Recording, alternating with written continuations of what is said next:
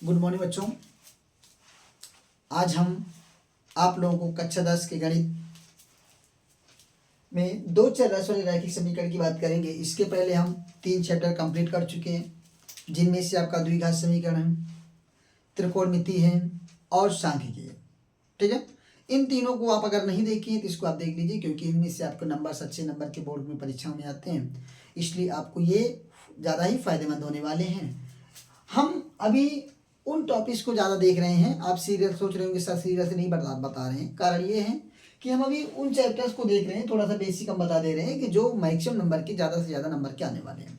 वैसे हम एक एक टॉपिक एक चैप्टर ही कंप्लीट कराएंगे, वो अलग बात है, थोड़ा सा आगे पीछे होगा। ठीक है, फिर इसके बाद हम पूरी तरह से अंशवाल को एक तरफ से हम अभी हमने सोचा कि पहले अंशवाल ही कराने वाले, तो फिर हमने सोचा कि क्या करते हैं, पहले आपको थोड़ा सा छोटे छोटे वीडियो क्या करते हैं, बेसिक दे देते हैं। बेसिक दे देने के बाद फिर आपको अंशवाल कराएंगे, तो फिर आपको ये समस्या नहीं होगी कि सर ये कैसे हुआ। अगर वो आपकी समस्या होगी तो आप इन वीडियो को देख लेंगे तो आपको समझ में आ जाएगी कि वो कहाँ से आए और कैसे हो रहे हैं। ठीक है, तो इसलिए बेटा आपको कोई भी टेंशन नहीं है। आपको बोर्ड पेपर में अगर आप कुछ भी नहीं पढ़े अभी तक, आपने कक्षा 10 की कुछ भी नहीं जानकारी रखी है, तो कोई दिक्कत नहीं है। अब यहाँ पे आप अगर आ गए हैं तो, लेकिन हाँ आप ज़्यादा इधर उधर के चक्कर में पढ़िए। बस एक आप चैनल, चाहे जहाँ आप पकड़िए, चाहे आप यहाँ पढ़िए या किसी अन्य चैनल पर पढ़िए, लेकिन आप एक जगह पढ़ लीजिए जहाँ से आपको पूरा का पूरा कंटेंट मिल जाए। अगर आपको सीरियल से सारे कंटेंट मिल जा रहे हैं जहाँ पे, तो वही आप आराम से ध्यान दे के पढ़ लीजिए। आपको कोई दिक्कत नहीं, हर एक चीज़ आपको अच्छे से समझ में आ जाएगी। लेकिन हाँ आप एक ही चैनल पकड़िए। ठीक है, अगर आप इसे पकड़ रहे हैं तो आप इसे ही देख लीजिए आराम से। ठीक है, आराम से आप देखेंगे, एक एक टॉपिक्स आपको टॉपिक वाइज मैंने डाल दिया है, आप उसको टॉपिक वाइज आप देखिए, लगातार आपको समझ में आ जाएगी। फिर उसके बाद अंशवाल हल कराऊंगा, उतना आपके लिए बहुत ही पर्याप्त है। उतने से ही आप कम से कम 90% आप क्या कर सकते हैं, मार्क गेन कर सकते हैं। ठीक है, मिनिमम मैं बता रहा हूँ, मिनिमम आप 90% की बात कर रहा हूँ। ठीक है, मैक्सिमम आप पा भी सकते हैं, उससे भी ज़्यादा पा सकते हैं। तो आज हम पढ़ेंगे पहले दो चर राशि वाले रैखिक समीकरण की कहानी।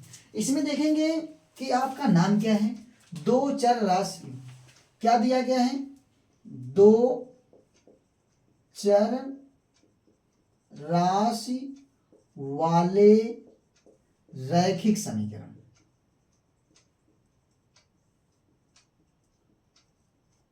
ध्यान से देखिएगा। सबसे पहले ये कहानी आपकी है कि आप कैसे पहचानेंगे कि ये दो चर राशि का रैखिक समीकरण है या नहीं। इसमें क्या क्या चीजें दी गई, इसको आप ध्यान से देखिए। इसमें एक शब्द दिया गया है दो चर राशि, दूसरा आपका शब्द है रैखिक, तीसरा आपका है समीकरण। ठीक है, तो दो चर राशि का मतलब, समीकरण के लिए पहले आप आ जाओ। समीकरण के लिए आपको ये चिन्ह दिखना चाहिए। किसी भी जगह कहीं पे भी अगर आपको ये चिन्ह दिख गया, इसके आगे पीछे कुछ लिखा है, तो वो एक समीकरण। इधर भी कुछ लिखा हो, इधर भी कुछ लिखा हो, तो वो आपका क्या, एक प्रकार का समीकरण हो। कैसा समीकरण, वो बात की बात है, बट वो समीकरण ये कन्फर्म है। क्या है वो समीकरण, ये कन्फर्म है। कहीं भी बराबर का चिन्ह दिख जाए, बराबर के लेफ्ट और राइट में कुछ लिखा गया है, इक्वल के साइन के लेफ्ट राइट में कुछ लिखा गया है, तो वो कन्फर्म है, वो एक आपका इक्वेशन है, एक समीकरण, उसमें कोई दो राय नहीं है। दूसरी चीज रैखिक। रैखिक के लिए आपको देखना है कि वहां पे जितने भी चर राशि होंगे, जितने भी चर राशि होंगे, चर राशि पर घात एक होना चाहिए। जितने भी चर राशियां दिखाई दे वे सभी, उन सभी पर घात क्या होना चाहिए, एक होना चाहिए। दूसरी चीज, चर राशियों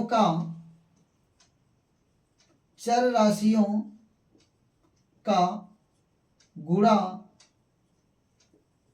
के रूप में, चर राशियों को गुणा के रूप में नहीं होना चाहिए। कहने का मतलब आपका एक्स वाई आ जाए कहीं, तब ये पार्ट अगर कहीं आ गया तो आपको लगे कि सर यहाँ पे भी एक घात, यहाँ पे भी एक घात, आप तो एक घात की बात कर लिए। नहीं बेटा, अगर आपका यहाँ पे दो चर एक साथ आपस में गुणा के रूप में आ गए, तब भी वो आपका क्या होगा, एक चर राशि में नहीं कहलाएगा, आपका रैखिक में नहीं कहलाएगा। रैखिक के लिए आपका कन्फर्म है कि जो भी जितने भी चर राशि आपको दिखाई दें, सब पे घात एक होने चाहिए और वे आपस में गुणा के रूप में नहीं होने चाहिए। अब आ जाती है बात दो चर की। तो दो चर का मतलब यहाँ पे दो वेरिएबल होने चाहिए। एक आपका x हो गया, दूसरा y हो सकता है। एक आपका x हो गया, u हो सकता है, v हो सकता है, u और v हो सकता है, x और t हो सकता है, कुछ भी, बट आपको दो वेरिएबल मिलेंगे ही मिलेंगे, दो वेरिएबल मिलेंगे ही मिलेंगे आपको। तो यहाँ पे आपको मैक्सिमम आपको क्या मिलता है बेटा, एक्स और वाई मिलता है, क्योंकि आपका ये एक साथ चलते हैं। तो इसका मतलब आपको सबसे पहले क्या बताया हमने कि बराबर का चिन्ह दिखना, ये बराबर का चिन्ह दिख गया। इस साइड में कुछ लिखा हो, इस साइड में कुछ लिखा, चलो इस साइड में मान लेते हैं 3 लिखा हो, यहाँ पे आपका वाई लिख दिया गया, यहाँ पे आपका प्लस लिख दिया गया। तो ये आपका एक अवकल समीकरण है, ये आपका सॉरी अवकल समीकरण कह रहे हैं। तो ये आपका एक दो चर राशि में रैखिक समीकरण है। क्यों? क्योंकि यहाँ पे आपका x दिखा, यहाँ पे y दिखा, प्लस के रूप में लिखा हुआ है, यहाँ पे भी आपको कुछ दिख गया, और यहाँ पे x की घात कितना है, 1 है, y की घात कितना है, 1 है। तो ये आपका रैखिक भी हो गया, और ये कहीं x और y आपस में गुणा के रूप में भी नहीं है, इक्वल की साइन भी दिख गई, इसलिए आपका ये आपका एक अवकल समीकरण है। तो अर्थात यहाँ से आपका एक कंडीशन निकला कि बार बार अवकल समीकरण आ रहा है, यहाँ पे दो चर राशि का रैखिक समीकरण, आपका रैखिक समीकरण, तो वो आपका दो चर राशि का रैखिक समीकरण होगा। क्यों? आप यहाँ से एक चीज निकालेंगे क्या कि आप एक अवकल समीकरण ये दो चर राशि वाले रैखिक समीकरण का, दो चर राशि वाले रैखिक समीकरण का मूल रूप कैसे होगा, तो ये आपका ax प्लस आपका by प्लस आपका c इक्वल टू 0। यहाँ पे कंडीशन है कि a and b not equal to 0, a और b क्या नहीं होने चाहिए, 0 नहीं होने चाहिए। a और b अगर आपने 0 कर दिया, a और b आपने क्या कर दिया, अगर 0 कर दिया तो फिर c बचेगा, तो c इक्वल टू 0 संभव ही नहीं है। वो तभी हो सकता है जब आपका c बराबर 0 हो जाए। तो यानी आपको इस रूप का अगर कोई भी समीकरण मिले तो वो आपका कहलाता है दो चर राशि में रैखिक समीकरण। अब दो चर राशि में रैखिक समीकरण ये आपका नई चीज नहीं है, कक्षा 9 में आप पढ़ चुके हैं दो चर राशि के रैखिक समीकरण, और आपको इस तरह से दिए गए तो उसमें से आप क्या किए, एक ही समीकरण आपको दिया गया, उसके आपसे पूछे गए कितने हल होते हैं।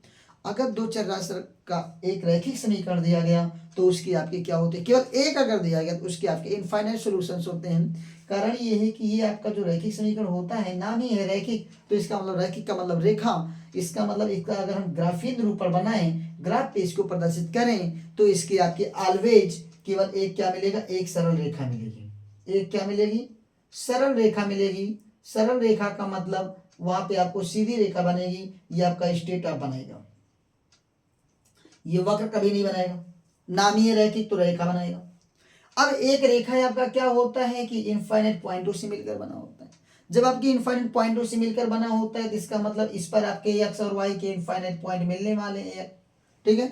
एक्स की और वाई की इनफाइनाइट वैल्यू मिलने वाली है। जब एक्स और वाई की इनफाइनाइट वैल्यू मिलने वाली है तो अब आप क्या करेंगे, तो आप यही बताएंगे कि आपका कभी भी एक ही रैखिक समीकरण अगर दिया गया है तो उसके टोटल सॉल्यूशनों की संख्या अभी क्या होती है, इनफाइनाइट होती है, फाइनाइट नहीं होती। बट जब हम यहाँ पे आपको मिलेगा दो चर राशि वाले रैखिक समीकरण युग्म, क्या मिलेगा, युग्म। तो युग्म का मतलब क्या हुआ, यहाँ पे पेयर मिलेगा, दो समीकरण आपको एक साथ मिलने वाले हैं।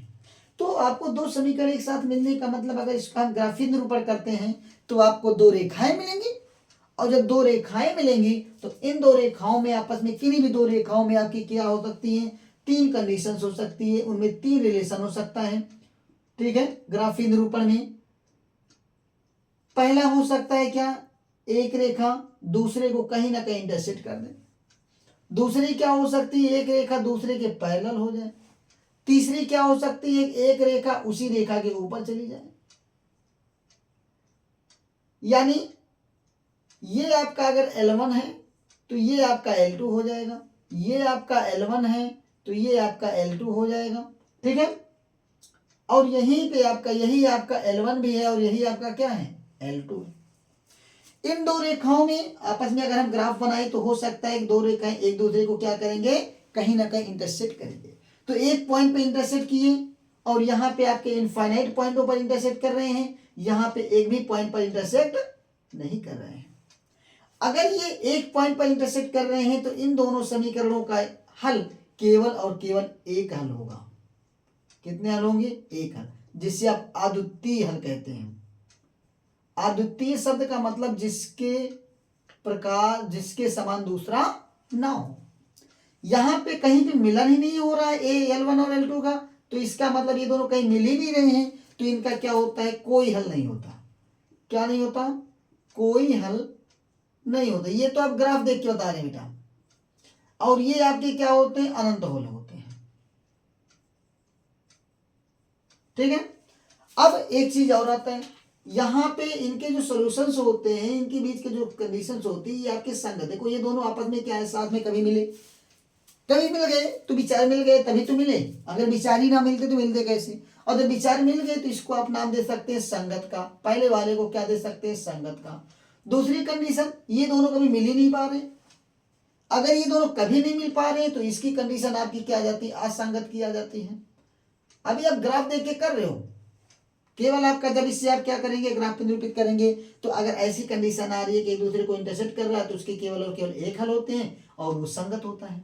दूसरा है आपका, अगर आपका कोई हल नहीं होता है तो ये जो रैखिक समीकरण होते हैं वो आपके क्या हो जाते हैं, असंगत हो जाते हैं। तीसरी, ये बार बार हर जगह मिल ही रहे हैं तो ये भी आपके क्या हो जाते हैं। तो भाई बहुत अच्छी बात है कि दोनों मिल रहे हैं, इन दोनों को बहुत अच्छे से पट रहा है, इसका L1 और L2 का आराम से बैठ रहा है, तो ये दोनों एक साथ बैठ रहे हैं, बार बार हमेशा बैठ रहे हैं। इन दोनों का कोई भी मिलन नहीं है, ये दोनों साथ मिल ही नहीं रहे हैं। अगर मिले नहीं तो फिर संगतता की काम आता है भाई। संगतता का मतलब क्या होता है, आपके विचार हमारे विचार कुछ ना कुछ मिले।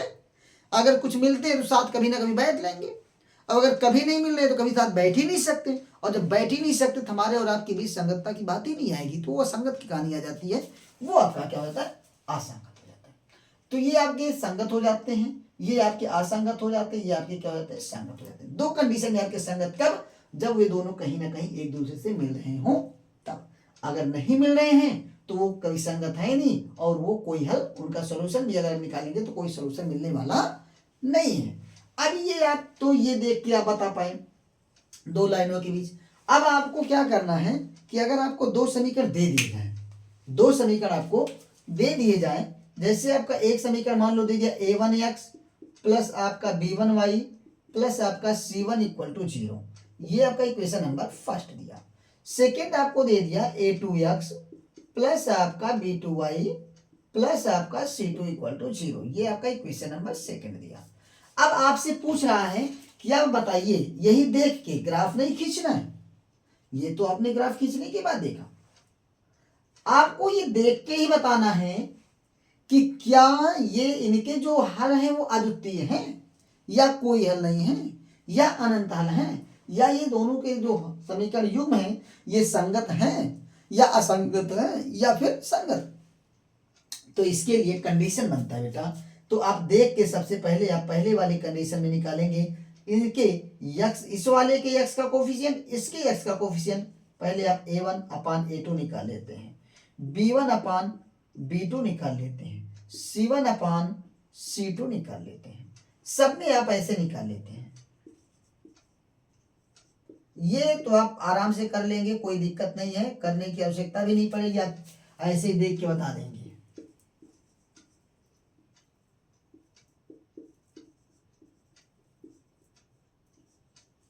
ये आपका सेकेंड कंडीशन हुआ, ये आपका थर्ड कंडीशन हुआ। तो अब देखिए, अब इसमें क्या क्या कंडीशन, सबसे पहले अगर आप देखते हैं पहली कंडीशन में अगर ये दोनों मैच नहीं करते हैं, तब ये दोनों बराबर नहीं हो तो तीसरे कहने आवश्यकता नहीं है, तीसरा कुछ भी हो, ठीक है। लेकिन इसमें अगर हम देखते हैं कि ये भी बराबर हो गए, ये बराबर हो गए, लेकिन ये बराबर नहीं हुआ। भाई ये दोनों बराबर हो गए लेकिन ये वाला बराबर नहीं हुआ। तीसरी कंडीशन की हो सकती है कि तीनों बराबर आ जाए, वो तो करने के बाद दिख जाएगा आपको। बेटा अगर ये कंडीशन है कि जब आपका a1 upon a2 not equal to b1 upon b2, यहाँ पे c1 अपान c2 की कोई आवश्यकता नहीं, निकालने की भी आवश्यकता नहीं, अगर आपको ये दोनों बराबर नहीं दिखते हैं तो इस कंडीशन में आपके अद्वितीय हल होते हैं। कौन से हल होते हैं? अद्वितीय हल हो जाते हैं। और अद्वितीय हल अगर हो गए तो ये आपके क्या हो जाते हैं? संगत हो जाते हैं समीकरण। और इनका ग्राफीय निरूपण क्या होता है?